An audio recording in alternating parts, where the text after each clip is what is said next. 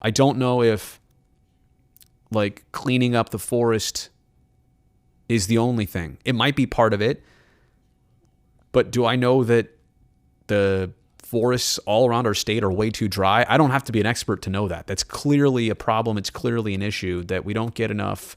We're in a drought again. We don't get enough rainwater consistently. And maybe there has been overgrowth. I don't know. But the bottom line is yes, dry conditions, high wind conditions, higher than normal at this time of year, it completely concerns me. And I'll tell you what, in my younger years, I would have just said, well, what am I going to do about it? But now as I get older, as a dad, I mean, you start to see the next generation take over. And is this what we want to hand them? These type of problems?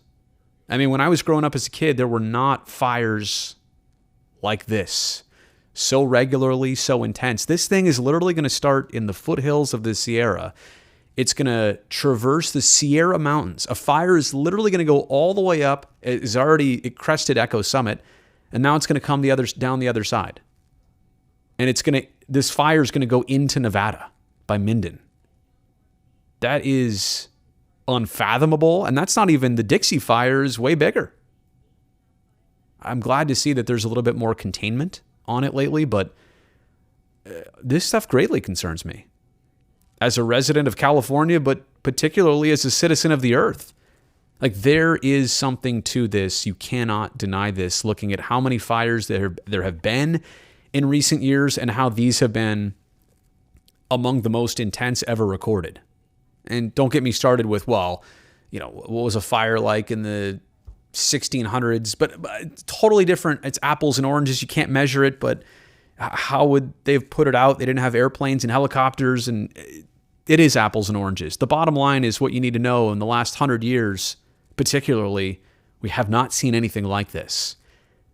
And I struggle sometimes with, people complaining because it's smoky, and that's miserable, and it's unhealthy in a lot of ways. But there's nothing like losing a business, a home, a structure, a place you enjoy, let alone potentially the ultimate of a life because of the fire. The fire and the damage that does itself is, irreplaceable, clearly. But in terms of dealing with the smoke, yeah, it's an inconvenience, but you know what? It should also be a message to everybody who's being impacted by the fire. Not just the fire, but all the smoke that blows around across the state. And knock on wood, I hope we don't have it for any stretches like we did last year, where this time of year you just didn't even want to go outside for weeks in a row. But it needs to be called to attention. We need to do something. We cannot have fire season like this or worse in coming years. We just can't.